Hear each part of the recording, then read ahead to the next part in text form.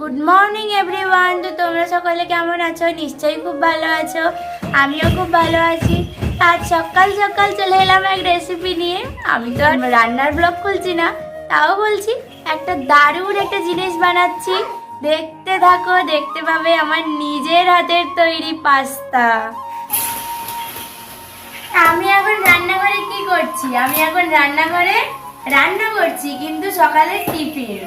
আমি আজ পাস্তা বানাচ্ছি, আমার বাড়িতে দেখাবো কিভাবে পাস্তাটা বানাচ্ছি। তো প্রথমে এই পাস্তাটাকে আমি লবণ আর তেল দিয়ে এইভাবে একটু সিদ্ধ করে নিয়েছি। এইরকম হয়ে গেলে নামিয়ে নিয়েছি। এরপর এখানে সিদ্ধ করছি আমি আলু। এখানে মাখানো আছে লবণ, হলুদ। এই যে এখানে নিয়ে নিয়েছি সয়াবিন। এই সয়াবিনটা আমাদের আরসিএম এর সয়াবিন, তাই এরকম মাংসের মতো দেখতে। তো দেখতে থাকো, দারুণ আমি তৈরি করব, এটা তোমাদের জন্য স্পেশালি রেখেছি আজ। আর ওই সাইডে ওখানে মা ডাল বসিয়েছে, মানে দুপুরের রান্নাটাও হয়ে যাচ্ছে একটু একটু। ভাই আছে তো, তাই দুষ্টুমি করে। ওই যে দেখো, তুমি কি করছো? এটা কি কি কি? টম টম, ও টম টম জেলি টম বানিয়ে দিয়েছে।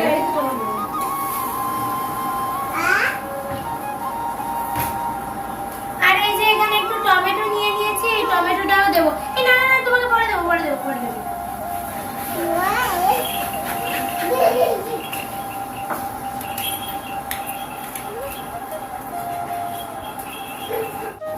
এবার আমার আলুটা ভাজা হয়ে গেছে, এবার আমি সয়াবিন গুলো ভেজে নেবো। এবার আমি সয়াবিন গুলো একটু ভেজে নিচ্ছি।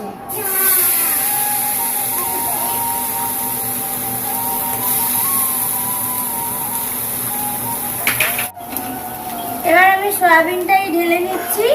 এখানে আমি দিয়ে দিয়েছিলাম একটু লবণ আর একটু চিনি, যাতে এর ভেতরে লবণটা ঢুকে যায় আর চিনিটা একটু মিষ্টি। আর ওইখানে নিয়ে নিয়েছি এই যে একটু কাজু আর কিশমিশ, এতে ফ্লেভারটা খুব ভালো আছে।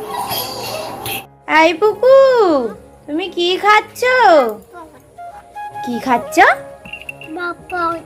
পাপড়? কই দেখি দেখি।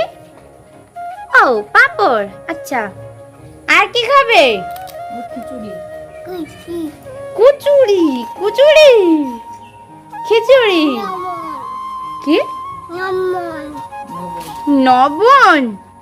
লবণ কই? খিচুড়িতে লবণ আছে? আচ্ছা, খেয়ে নাও, তাড়াতাড়ি খেয়ে নাও। আজ সকালে যে আমি পাস্তাটা বানিয়েছিলাম, ওটার ফিনিশিংটা দেখাতে পারিনি, কারণ বিশেষ কারণের জন্য বাবা একটু বাড়িতে ছিল না, তাই। আর আমি তো বাবার ফোনেই ক্যামেরাটা করি, তাই তুলতে পারিনি। তাহলে আজ এই পর্যন্তই। সকলে ভালো থাকবেন, সুস্থ থাকবেন। আর আমার চ্যানেলটা যদি ভালো লাগে তাহলে লাইক, সাবস্ক্রাইব এবং কমেন্ট তো অবশ্যই করতে হবে। Tata, bye bye.